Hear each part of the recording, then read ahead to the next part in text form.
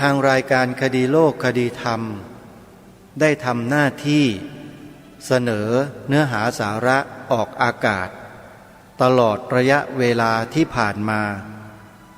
เกือบ20 ปีตั้งอยู่บนพื้นฐานของความรับผิดชอบต่อสังคมประเทศชาติบ้านเมืองต่อพระบวรพุทธศาสนาและสถาบันพระมหากษัตริย์เสมอมาไม่เคยละทิ้งหน้าที่ตรงนี้เลยแล้วก็ยังคงรักในหน้าที่ของตนเองที่กระทำการอยู่เช่นนี้ตลอดไม่เคยเบื่อไม่เคยท้อถอยไม่เคยที่คิดจะล้มเลิกไม่เคยเลยเพราะตั้งแต่เริ่มรู้ความมาเนี่ยก็ได้รับความปลูกฝังจากครูบาอาจารย์ให้รู้จักคำว่าชาติให้รู้จักคำว่าศาสนาให้รู้จักคำว่าพระมหากษัตริย์มาตั้งแต่เล็กๆแล้วก็ถูกปลูกฝังเรื่อยมาจนกระทั่งเรียนจบชั้นประถมศึกษาเป็นการศึกษาเล่าเรียนในระบบครั้งสุดท้ายคือชั้นประถมปีที่6แค่นั้นอาตมาภาพก็หมดโอกาสที่จะได้ศึกษาเล่าเรียนต่อเพราะการศึกษาทุกยุคทุกสมัยที่บอกว่าเรียนฟรีนั้นไม่มีคำว่าฟรีทุกคนต้องเสียเงินและครอบครัวของอาตมาภาพเองก็ไม่มีเงินจะเสียอาตมาภาพก็เลยไม่ได้เรียนก็จบอยู่แค่ประถมปีที่6โยมซึ่งคนในยุคสมัยใหม่ปัจจุบันนี้เขามีความรู้สึกว่าคนที่จบแค่ป.4 ป.6 เนี่ยหรือป.7 เนี่ยนะเป็นพวกกระจอกเอาเขาคิดกันอย่างนั้นจริงๆเขาดูถูกคนเรียนจบป.4 เรียนจบป.6 เรียนจบป.7 ไม่ได้ปริญญาเหมือนพวกเขามีนะคนพวกนั้นมีเขาดูถูกมีแต่นั่นก็ไม่ใช่ปัญหาอะไรหรอกอาตมาภาพก็ไม่เคยไปถือโทษโกรธเคืองคนพวกนั้นเลยเพราะเชื่อว่าเขาเรียนจบสูงแต่ว่าปัญญาเขาน้อยก็ไม่มีปัญหาอะไรก็เป็นที่เข้าใจกันถ้าเขาคิดได้แค่นั้นเขาเรียกว่าปัญญาเขาน้อยเรียนจบไปก็ไม่มีประโยชน์อะไรเราก็ไม่ต้องไปว่าเขาก็ให้เราคิดอย่างนี้ก็สบายใจใช่ไหมเพราะฉะนั้นอาตมาภาพก็เลยต้องมาจับงานในลักษณะเช่นนี้มาทำหน้าที่เช่นนี้ควบคู่ไปกับงานพระศาสนาที่ตนเองได้รับมอบหมายให้ทำหน้าที่อย่างทุกวันนี้ก็ทำหน้าที่เป็นพิธีกรทางสถานีโทรทัศน์เป็นพิธีกรทางสถานีวิทยุเป็นโฆษกประจำกิจกรรมในงานต่างๆเป็นพิธีกรถ่ายทอดสดสถานีโทรทัศน์อะไรต่างๆเหล่านี้ก็ความรู้น้อยนะโยมจบแค่ประถมปีที่6เองก็ไปทำงานอย่างอื่นเขาได้ยังไงใช่ไหมมันก็ต้องทำแบบนี้แหละเป็นงานของคนที่จบชั้นประถมปีที่6เขาทำกันนะอาตมาภาพก็ทำได้เท่านี้แหละทีนี้งานสำคัญกว่าหน้าที่ที่ทำอยู่ตรงนั้นคือเป็นพิธีกรเนี่ยก็คือหน้าที่ปกปักรักษาไว้เทิดทูนไว้ซึ่งสถาบันสูงสุดของชาติทำไมอาตมาภาพต้องมาทำหน้าที่ตรงนี้เพราะอะไรเพราะอาตมาภาพเป็นพลเมืองที่ดีที่ว่าเป็นพลเมืองที่ดีหมายความว่ายังไงหมายความว่าทำตามกฎหมายรัฐธรรมนูญที่บัญญัติญาติโยมอาจจะงงว่าเป็นพระเป็นสงฆ์มาเกี่ยวอะไรกับรัฐธรรมนูญด้วยแปลว่าญาติโยมนี่จบปริญญาแล้วก็มีปัญญาสั้นเหมือนเดิมไอ้ที่ตั้งคำถามเช่นนั้นมันบ่งบอกอยู่ว่ามีปัญญาแค่นั้นเองถ้าจบปริญญาตรีนะก็มีปัญญาอยู่แค่นั้นแหละขออภัยนะไม่ได้ดูถูกกันแต่ว่ามันเป็นเช่นนั้น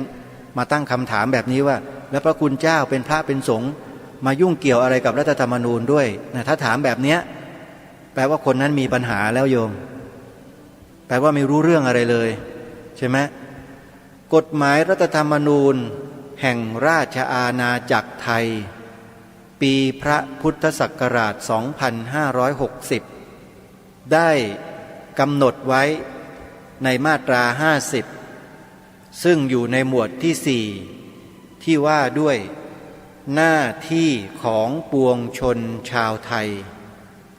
มาตรา 50 เขาบอกไว้อย่างนี้ว่าบุคคลมีหน้าที่ดังต่อไปนี้วงเล็บ 1พิทักษ์รักษาไว้ซึ่งชาติศาสนาพระมหากษัตริย์และการปกครองระบอบประชาธิปไตยอันมีพระมหากษัตริย์ทรงเป็นประมุขชัดเจนนะวงเล็บที่ 1นะฮะที่อาตมาภาพทำอยู่เนี่ยคือข้อที่ 1เลยพิทักษ์รักษาไว้ซึ่งชาติศาสนาพระมหากษัตริย์วงเล็บ 2ป้องกันประเทศพิทักษ์รักษาเกียรติภูมิผลประโยชน์ของชาติและสาธารณสมบัติของแผ่นดินรวมทั้งให้ความร่วมมือในการป้องกันและบรรเทาสาธารณภัยอันนี้อาตมาภาพก็ทำหน้าที่ตามข้อที่ 2ป้องกันประเทศและพิทักษ์รักษาเกียรติภูมิผลประโยชน์ของชาติข้อที่ 3วงเล็บ 3ปฏิบัติตามกฎหมายอย่างเคร่งครัดอันนี้เราก็ปฏิบัติตามกฎหมายไม่ได้ไปล่วงละเมิดกฎหมายข้อไหนเลยวงเล็บ 4เข้ารับการศึกษาอบรมในการศึกษาภาคบังคับธรรมดาทุกคนก็ต้องศึกษาอยู่แล้ววงเล็บ 5รับราชการทหารตามที่กฎหมายบัญญัติอันนี้อาตมาภาพก็ทำเต็มที่บริบูรณ์อยู่แล้วที่ผ่านมารับราชการทหารตามกฎหมายเรียบร้อยแล้ววงเล็บ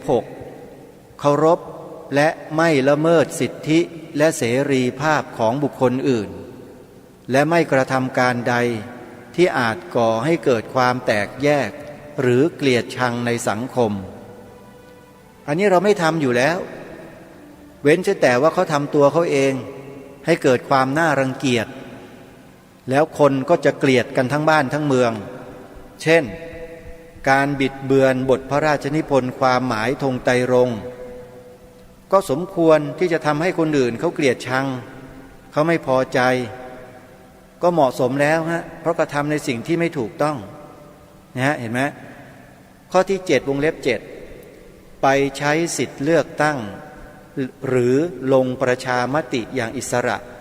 โดยคำนึงถึงประโยชน์ส่วนรวมของประเทศเป็นสำคัญอันนี้อาตมาภาพถูกกำจัดไม่ใช่จำกัดนะถูกกำจัดสิทธิโดยสิ้นเชิงไม่มีสิทธิ์ที่จะไปเลือกตั้งหรือลงประชามติอย่างอิสระโดยคำนึงถึงประโยชน์ส่วนรวมของชาติพระสงฆ์ถูกจำกัดและกำจัดออกจากเส้นทางนี้ข้อที่ 7ไม่ได้สิทธิรัฐธรรมนูญไม่ให้ก็มีอยู่ประเทศเดียวนี่แหละประเทศอื่นเขาไม่มีประเทศอื่นนี่เขามีให้สิทธิหมดอ่ะแต่ประเทศไทยไม่ให้สิทธิอาตมาภาพก็แปลกใจจนถึงทุกวันนี้แหละว่าเป็นเพราะอะไรไม่ทราบอันนี้ก็ไปว่ากันเองนะวงเล็บ 8ร่วมมือและสนับสนุนการอนุรักษ์คุ้มครองสิ่งแวดล้อมทรัพยากรธรรมชาติความหลากหลายทางชีวภาพรวมทั้งมรดกทางวัฒนธรรมในวงเล็บ 8นี่อาตมาภาพไปปลูกป่าไปรักษาป่าทำอยู่ที่สวนป่าสามัคคีธรรมจังหวัดสุรินทร์แล้วก็เป็นคนที่หัวอนุรักษ์นิยมอยู่แล้วมรดกทางวัฒนธรรมนั้นเต็มร้อยเลยเพราะฉะนั้นข้อวงเล็บ 8นี้อาตมานี่เต็มโยมทำอยู่วงเล็บ 9เสียภาษีอากรตามที่กฎหมายบัญญัติแน่นอนไม่มีใครรอดไปซื้อของชิ้นหนึ่งก็ต้องเสียภาษีแล้วโยมไม่ว่าพระว่าโยมว่าใครทั้งนั้นเนี่ยก็ทำหน้าที่ข้อ 9เหมือนเดิมข้อ 10ไม่ร่วมมือหรือสนับสนุนการทุจริตและประพฤติมิชอบทุกรูปแบบแน่นอน อาตมาภาพนี่เป็นตัวอย่างหนึ่งละที่ไม่ร่วมมือกับคนพวกนี้ที่ทุจริตและประพฤติมิชอบทุกรูปแบบ เช่นรูปแบบที่อาตมาภาพถือว่าเป็นการทุจริตประพฤติมิชอบสุดๆก็คือการบิดเบือนบทพระราชนิพนธ์ความหมายธงไตรรงค์อันนี้คือการประพฤติมิชอบแต่ก็ไม่รู้เหมือนกันว่าหน่วยงานที่ดูแลเรื่องการทุจริตคอร์รัปชันเนี่ยได้ไปดำเนินการคนพวกนี้หรือเปล่าอาตมาไม่ทราบไม่รู้ว่าเขาผิดไหมหรือว่าหน่วยงานนี้มองว่าการกระทำเช่นนั้นไม่ผิดเป็นความถูกต้องหรือเปล่าอาตมาก็งงเหมือนกันว่ามันใช่หรือไม่ใช่แต่ที่แน่ๆก็คืออาตมาภาพทำตามวงเล็บ10ไม่ร่วมมือหรือสนับสนุนการทุจริตและประพฤติมิชอบทุกรูปแบบเนี้ยที่ว่ามาเนี่ยอาตมาไม่ร่วมมือแน่นอนแล้วคัดค้านปฏิเสธหัวชนฝาแล้วก็ต่อต้านสุดลิ่มทิ่มประตูอย่างที่ท่านทั้งหลายได้สดับรับฟังรายการพูดมาเสมอว่าเป็นคนที่ไม่ชอบแล้วก็ไม่เห็นด้วยแล้วก็จะต่อสู้ด้วยความถูกต้องจะนำความถูกต้องมาต่อสู้กับสิ่งที่มันผิดเหล่านี้ด้วยนะนี่คือหน้าที่ที่อาตมาภาพทำตามกฎหมายรัฐธรรมนูญมาตรา50วงเล็บ1ถึงวงเล็บ10โดยเฉพาะวงเล็บที่1บุคคลมีหน้าที่ดังต่อไปนี้วงเล็บ1พิทักษ์รักษาไว้ซึ่งชาติศาสนาพระมหากษัตริย์และการปกครองระบอบประชาธิปไตยอันมีพระมหากษัตริย์ทรงเป็นประมุขมาตรา50นะโยมนะจำไว้ถ้าใครถามว่าเราทำไมถึงพูดแบบนี้บอกเลยบอกคนคนนั้นเลยบอกฉันทำตามกฎหมายรัฐธรรมนูญมาตรา50วงเล็บ1แล้วเดี๋ยวคนนั้นไปเปิดดูเองแหละโยมต่อไปอย่างเงี้ยทำไมถึงมาพูดคำว่าพระพุทธศาสนาเป็นศาสนาประจำชาติไทยของเราพูดทำไมพูดไม่ได้โยมก็ตอบเขากลับไปเลยว่าฉันพูดตามกฎหมายรัฐธรรมนูญมาตรา50วงเล็บ1แค่นี้พอแต่ถ้าท่องได้ท่องไว้เลยไม่ยากพิทักษ์รักษาไว้ซึ่งชาติศาสนาพระมหากษัตริย์และการปกครองระบอบประชาธิปไตยอันมีพระมหากษัตริย์ทรงเป็นประมุขจำไม่ยากเลยง่ายๆมาตราที่50วงเล็บ1ว่าอย่างนี้แล้วเรานั้นในฐานะเป็นตัวบุคคลกฎหมายรัฐธรรมนูญมันกำหนดว่าเป็นบุคคลนะบุคคลอย่างเราพวกเราทุกคนเลยเห็นไหมโยมตาสีตาสายายมียายมาทำนาทำไร่ทำสวนขอทานยาจกมีหน้าที่ตามรัฐธรรมนูญนี้เหมือนกันหมดเพราะกำหนดว่าบุคคลเห็นไหมบุคคลทุกคนเลยเพราะนั้นอาตมาภาพจึงได้มาปลุกจิตสำนึกพวกเราทุกคนให้ทำหน้าที่ถูกต้องตามกฎหมายรัฐธรรมนูญแล้วถูกต้องตามจารีตประเพณีที่บรรพบุรุษเราได้วางไว้ด้วยเห็นไหมฮะนี่ไงคือสิ่งที่ทางรายการย้ำแล้วย้ำอีกว่าให้พวกเราทำกัน3ข้อนี่แหละคือการพิทักษ์รักษาไว้ซึ่งชาติศาสนาพระมหากษัตริย์ให้ช่วยกันโยมทำตามกฎหมายรัฐธรรมนูญนี่แหละมาตรา50วงเล็บ1นี่แหละของเราแท้ๆเลยช่วยกันนะก็ขอฝากไว้เมื่อวันซืนนี้อาตมาภาพก็พูดชัดเจนหลายๆท่านหลายๆคนที่ฟังรายการใหม่ๆที่เริ่มฟังเข้ามาก็คงจะเริ่มเข้าใจและมีความเข้าใจมากขึ้นเพราะสิ่งที่ทำนี้ไม่เป็นการขัดต่อรัฐธรรมนูญเป็นการกระทำตามกฎหมายรัฐธรรมนูญมาตรา50วงเล็บ1ชัดเจนนะถ้าใครจะบอกว่าทำผิดโยมก็ไปว่ารัฐธรรมนูญเองก็ไปบอกว่ารัฐธรรมนูญเขียนผิดนู่นไปว่ารัฐธรรมนูญนู่นจะมาว่าพวกอาตมาภาพไม่ได้เพราะอาตมาภาพทำตามบทบัญญัติของรัฐธรรมนูญก็รัฐธรรมนูญบัญญัติไว้อย่างนั้นก็ต้องทำตามแบบนั้นถูกไหมฮะนั้นนี่คือสิ่งที่เราต้องทำเพราะเป็นหน้าที่และตามกฎหมายบัญญัติก็ขอฝากพวกเราไว้นะโยมนะ3ข้อที่ย้ำให้พวกเราได้ทำกันก็คือกล่าวคำนี้ซึ่งเป็นความจริงของบ้านของเมืองของเราที่เราจะต้องพิทักษ์รักษากันไว้พระพุทธศาสนาเป็นศาสนาประจำชาติไทยของเราอันนี้นะฮะชัดเจนข้อที่2 อัญเชิญบทพระราชนิพนธ์ความหมายธงไตรรงค์กลับมาท่องจำแล้วมาถ่ายทอดให้กับลูกหลานเยาวชนคนไทยนักเรียนนักศึกษาให้ทั่วถึงทั้งหมดเลยให้ทุกคนอัญเชิญมาใส่เกล้าใส่กระหม่อมไว้ต่อตลอดชีวิตทิ้งไม่ได้เลยโยมทิ้งเมื่อไหร่ศัตรูมันแทรกเมื่อนั้นเชื่อเถอะนะอาตมาภาพมีประสบการณ์เรื่องนี้โดยตรงศัตรูมันแทรกตอนที่เราเผลอตอนที่เราไม่ใส่ใจตอนที่เราไม่สนใจสิ่งนี้กันศัตรูได้ช่องเนี่ยเห็นว่าคนไทยมันโง่มันไม่รู้จักหรอกความหมายสีขาวในธงชาติหมายถึงพระพุทธศาสนามันลืมกันหมดแล้วมันเงียบกันหมดแล้วโยนหินถามทางมาตั้งหลาย10 ปีแล้วคนไทยมันโง่มันไม่ออกมากระโตกกระตากอะไรเลยถือโอกาสนี้แหละเล่นงานมันเลยบิดเบือนมันซะทำหนังสือคู่มือธงไตรรงค์ธรรมรงค์ไทย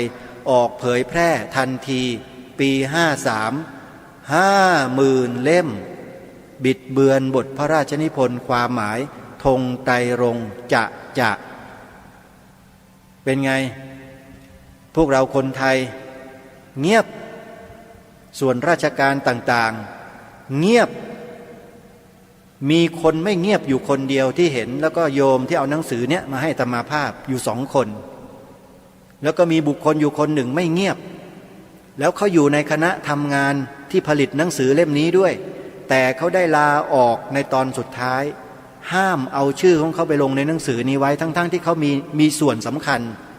ที่จะต้องเกี่ยวข้องกับการทำหนังสือเล่มนี้เขาเล่าความจริงให้อาตมาภาพฟังทุกอย่างเลยว่า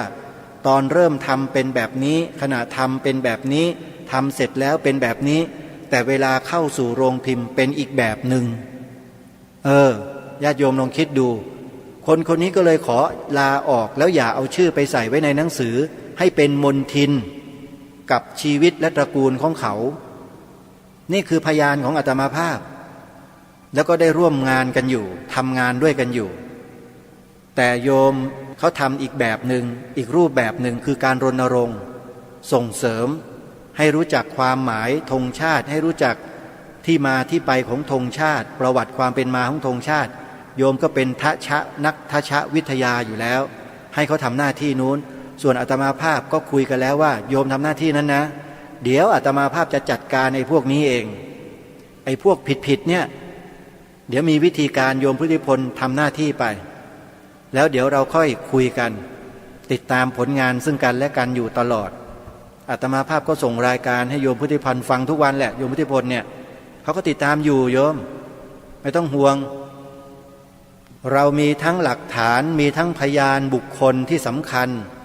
อยู่เต็มไม่ต้องกลัวอาตมาภาพไม่เคยกลัวสิ่งผิดไม่เคยกลัวคนที่กระทำความผิดไม่กลัวคนทุจริตคนประพฤติมิชอบทำชาติบ้านเมืองพังเนี่ยอาตมาภาพชอบนักอยากเจอนักมาคุยกันมาพูดกันด้วยหลักด้วยเหตุด้วยผลจะถามว่าทำไมทำอย่างนั้นด้วยเพราะอะไรเป็นลูกหลานคนไทยหรือเปล่ายังมีความกตัญญูกตเวทีต่อบรรพบุรุษตัวเองไหมน่ะมีจิตสำนึกไหมอาตมาก็จะถามแบบเนี้ยถามแบบคนไทยเรานี่แหละถามแบบคนไทยธรรมดาชาวบ้านไม่ต้องเอายศเอาตำแหน่งมาพูดคุยกับอาตมาภาพนะทุกคนน่ะที่ไปอยู่ในตำแหน่งทุกวันเนี้ยมันก็เป็นลูกตาสีตาสายายมียายมาทั้งนั้นแหละแล้วมาได้ดิบได้ดีกันตอนหลังกันทั้งนั้นแหละอย่ามาเที่ยวยกหัวชูหางตัวเองว่าเป็นนู่นเป็นนี่มันไม่มีอะไรหรอกสมมุติกันขึ้นมาทั้งนั้นแหละถ้าว่าโดยตามหลักธรรมแล้วเราทิ้งหลักธรรมไม่ได้เป็นชาวพุทธเนี่ยต้องรู้ด้วยว่าธรรมะของพระเจ้าสอนอะไรนะสอนเรื่องอนัตตาคำว่าอนัตตาหมายถึงอะไรปฏิบัติตนอย่างไรจึงจะเรียกว่าอนัตตาแล้วที่ปฏิบัติอยู่ทุกวันนี้เป็นอนัตตาไหมหรือว่ามันเป็นอัตตาแล้วผิดไหมล่ะอัตตาเนี่ยเป็นมิจฉาทิฏฐิไหมอัตตาแค่ระดับสุตตมยปัญญามันก็เป็นมิจฉาทิฏฐิกันแล้วถ้ายังถือว่าตัวตนของเรานี่เป็นอัตตากันอยู่เนี่ยผิดหมดอะแล้วมันพิสูจน์ทราบได้ยังไงพิสูจน์ทราบได้ว่าเวลาโดนเขาด่าเขาว่าเขาติแล้วไปโกรธเคืองเขาแค้นเขาเนี่ยมิจฉาทิฏฐิทั้งนั้นแหละพวกที่โกรธเนี่ย ให้รู้สึกตัวกันไว้แต่ถ้าคนที่มีสัมมาทิฏฐิเขาไม่โกรธไม่รู้จะโกรธไปทำไมก็มันเป็นเช่นนั้นเองตถาตาเป็นเช่นนั้นเข้าใจไงเข้าใจสภาวะ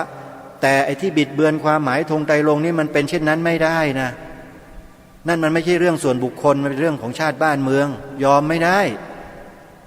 ยอมได้ยังไงเรื่องของชาติบ้านเมืองส่วนรวมนี่ตัดเรื่องตัวเองออกไปหมดมีไม่ได้อัตตาเนี่ยเอาออกไปเนี่ยอย่าเอามาบอกว่าตัวฉันไม่เกี่ยวอย่างนู้นอย่ามาพูดเรื่องส่วนรวมเป็นเรื่องของทุกคนต้องช่วยกันไม่เว้นไม่ว่าพระว่าเณรว่าเถรชีไม่ว่าอุบาสกบาสิกาคฤหัสถ์ญาติโยมมีหน้าที่เหมือนกันหมดปฏิเสธไม่ได้นะปฏิเสธไม่ได้เพราะฉะนั้นใครก็ตามที่ยังถือว่าตัวเองเป็นคนไทยเป็นลูกหลานไทยอยู่ท่านต้องทำหน้าที่ของความเป็นลูกหลานคนไทยตามที่บรรพบุรุษได้วางไว้ปฏิเสธไม่ได้รายการคดีโลกคดีธรรมได้ลุกขึ้นมายืนอยู่แนวหน้าแล้วมาประกาศเชิญชวนให้พวกเราได้ทำกันวิธีการทำหน้าที่ของเรา3 ข้อง่ายๆพื้นฐานเพื่อเป็นการพิทักษ์รักษาไว้ซึ่งชาติศาสนาพระมหากษัตริย์ตามบทบัญญัติแห่งรัฐธรรมนูญราชอาณาจักรไทยฉบับปีพระพุทธศักราช 2560 มาตรา 50 วงเล็บ 1จำให้สนิทนะโยมจดเอาไว้มาตรา 50 วงเล็บ 1เมื่อคราวก่อนอาตมาภาพจำมาตราไม่ได้บอกโยมว่าอยู่มาตรา62 63บ้างมาตรา60บ้างไม่ใช่จริงๆแล้วคือมาตรา50นะฮะ50วงเล็บ 1เพราะฉะนั้นขอฝากครูบาอาจารย์นะโดยเฉพาะพระเถรานุเถระครูบาอาจารย์นักจัดรายการวิทยุที่คลื่นพระพุทธศาสนาแห่งชาติวัดฝายหินตำบลสุเทพอำเภอเมืองจังหวัดเชียงใหม่ที่จะมีการมารวมตัวกันจัดกิจกรรมที่วัดฝายหินในวันที่12 กรกฎาคมพระพุทธศักราช 2513 นี้นะนักจัดรายการในคลื่นวิทยุสีขาวเพื่อชาวประชาจะได้พบปะผู้ฟังและฟังธรรมบรรยายจากพระนักจัดรายการวิทยุและร่วมกับพระครูอภิวัตรวิกรม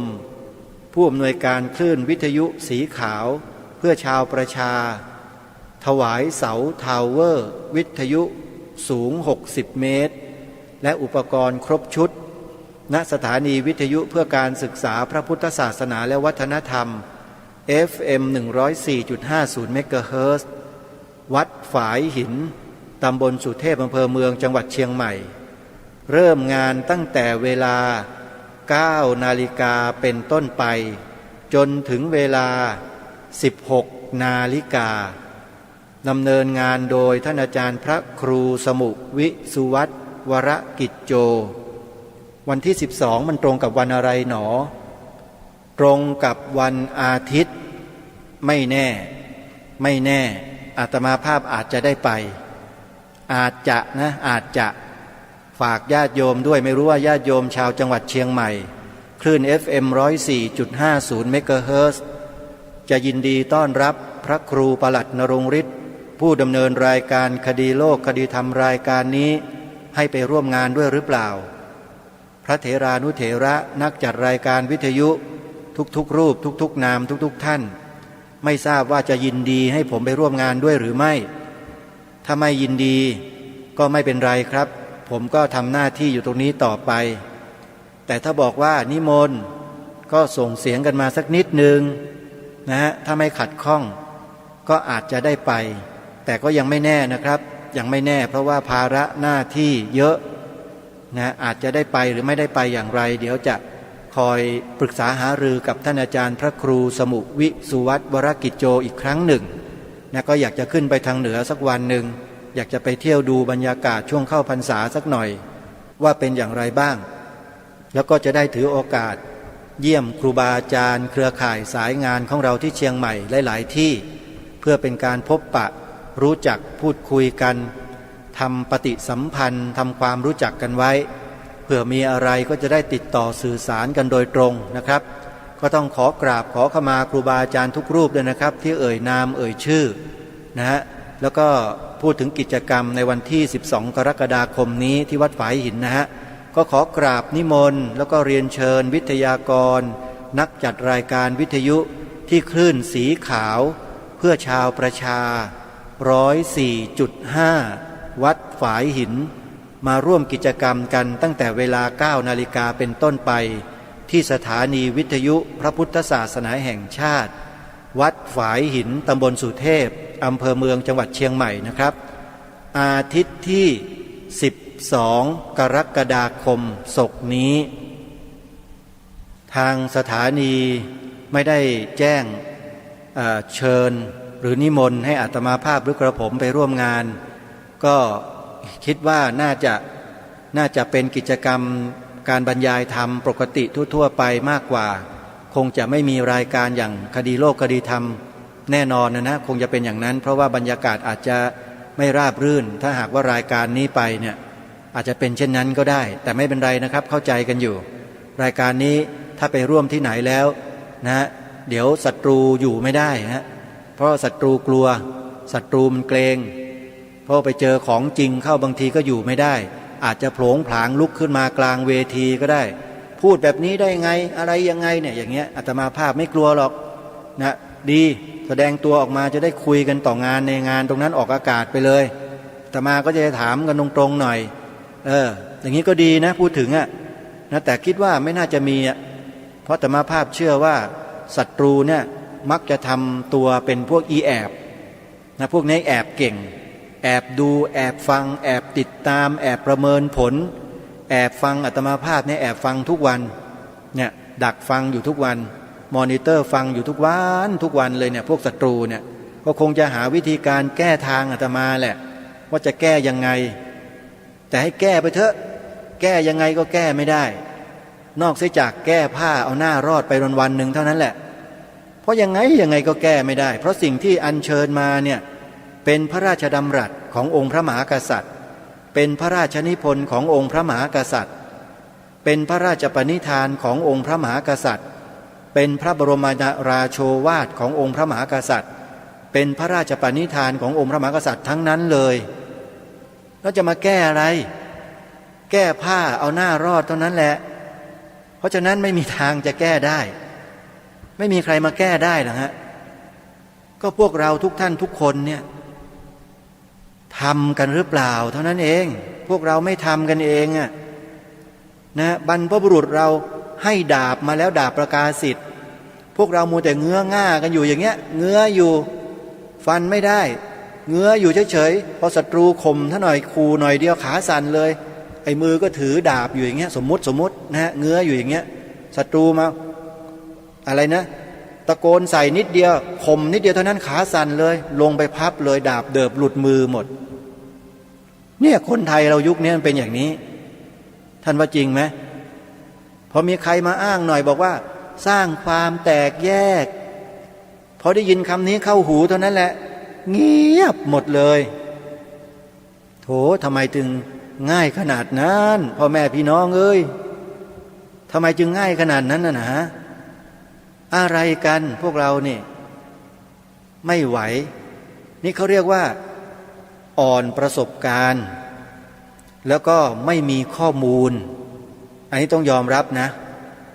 ญาติโยมเราไม่มีข้อมูลจริงๆเพราะไม่มีใครป้อนข้อมูลให้โยมก็เลยไม่รู้จะเอาอะไรไปสู้ก็เลยได้แต่เงื้อดาบไว้อย่างเงี้ยเงื้อไว้เฉยๆมีธงชาติก็โชว์ไว้เฉยๆเอามาพูดเอามากล่าวเอามาแสดงเอามาบอกสอนเด็กหลานเยาวชนลูกหลานไม่ได้เงื้อไว้อย่างเงี้ยลูกหลานเอ้ยธงชาตินะสีแดงหมายถึงชาติสีขาวหมายถึงศาสนาสีน้ำเงินหมายถึงพระมหากษัตริย์จบเลยฮะเงื้อไว้แค่นี้ศัตรูก็หวานจ่อยเลยฮะถือโอกาสเลยคนไทยมันโง่มันได้แต่เงื้ออย่างเดียวมันฟันไม่เป็นก็เลยบิดเบือนบทพระพลความหมายธงไตรรงค์ อย่างที่รายการคดีโลกคดีธรรมได้แจ้งได้บอกกับทุกท่านให้ทราบถ้าใครต้องการข้อมูลนี้ไปเปิดดู YouTube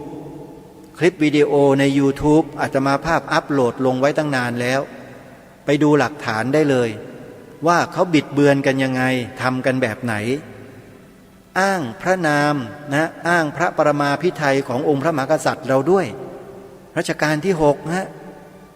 แล้วก็ไม่ได้อัญเชิญของพระองค์มาแต่ไปเอาของใครมาไม่รู้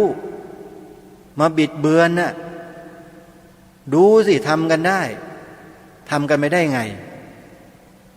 ไร้จิตสำนึกโดยประการทั้งปวงคนที่ทำเช่นนี้คือคนที่ไม่มีจิตสำนึกแล้วคนที่ไม่มีจิตสำนึกให้มาเป็นใหญ่เป็นโตมาปกครองบ้านเมืองบริหารกิจการบ้านเมืองเป็นยังไงพังแล้วคนแบบนี้ควรให้บริหารต่อไปไหมก็อยู่ที่ญาติโยมก็เลือกกันเข้าไปดิเลือกเข้ามาเลือกต่อไป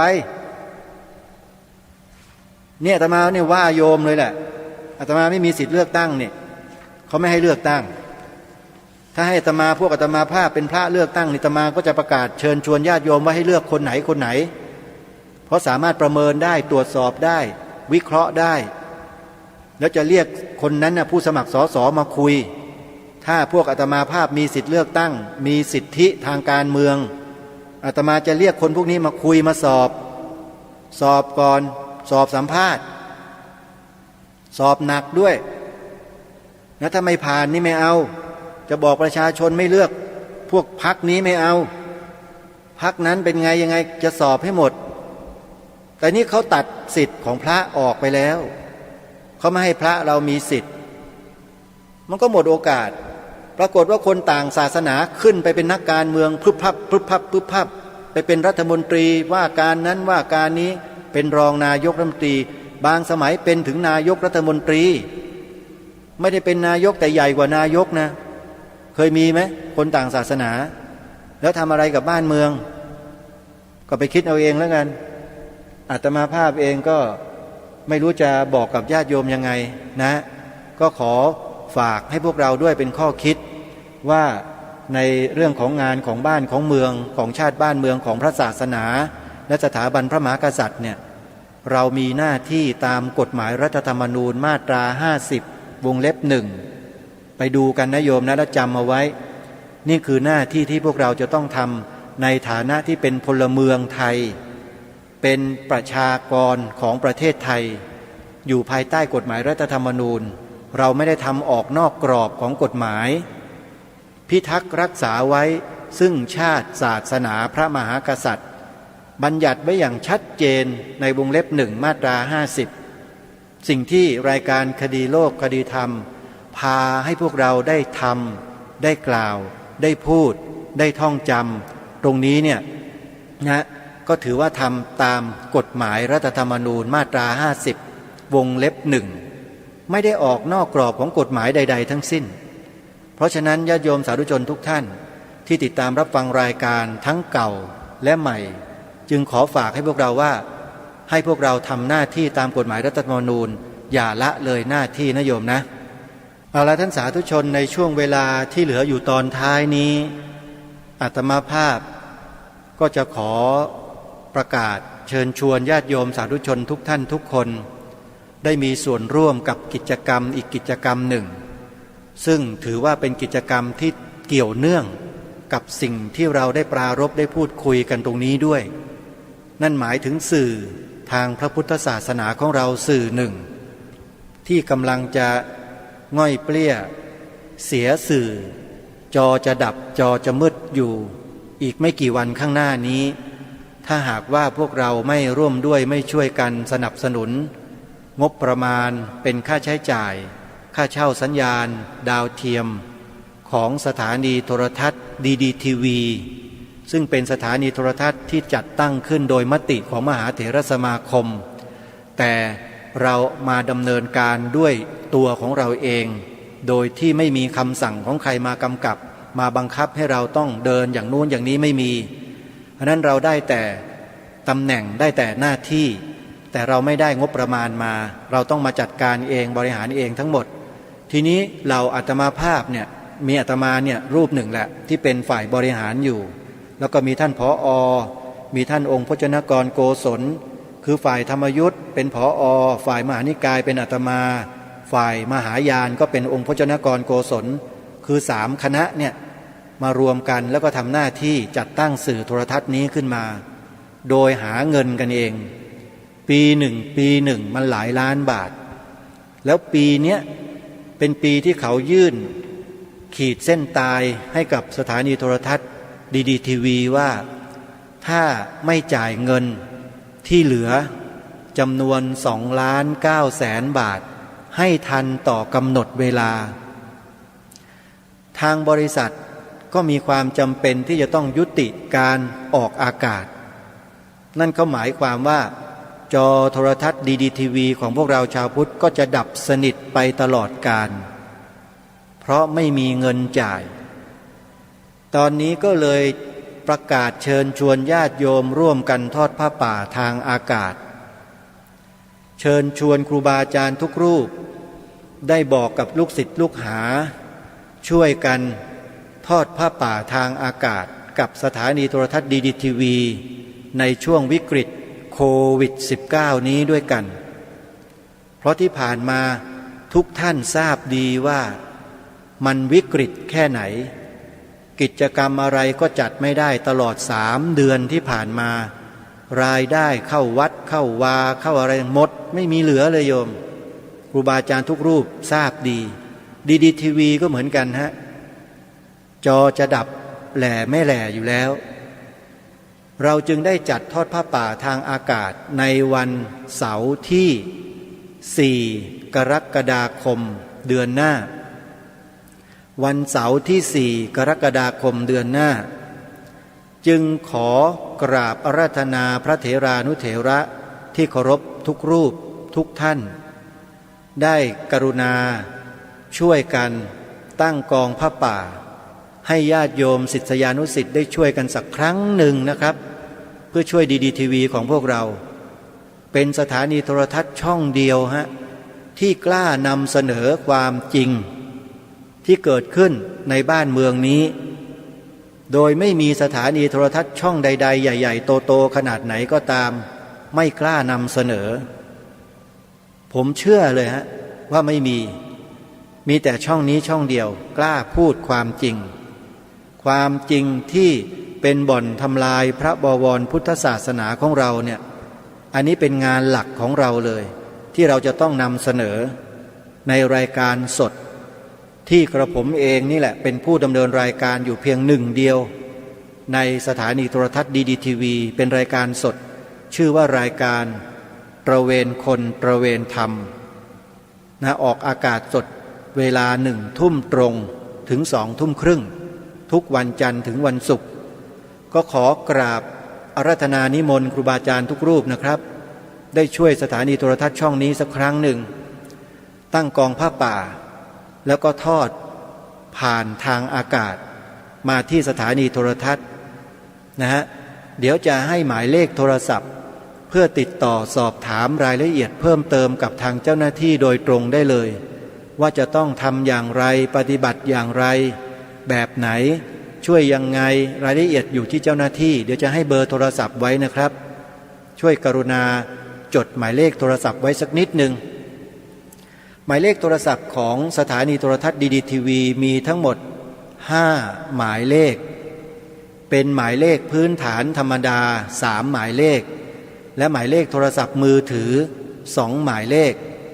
หมายเลขธรรมดาก็มี02-219-5157ถึง8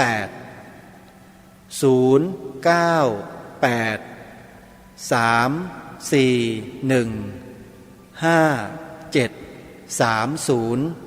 ถ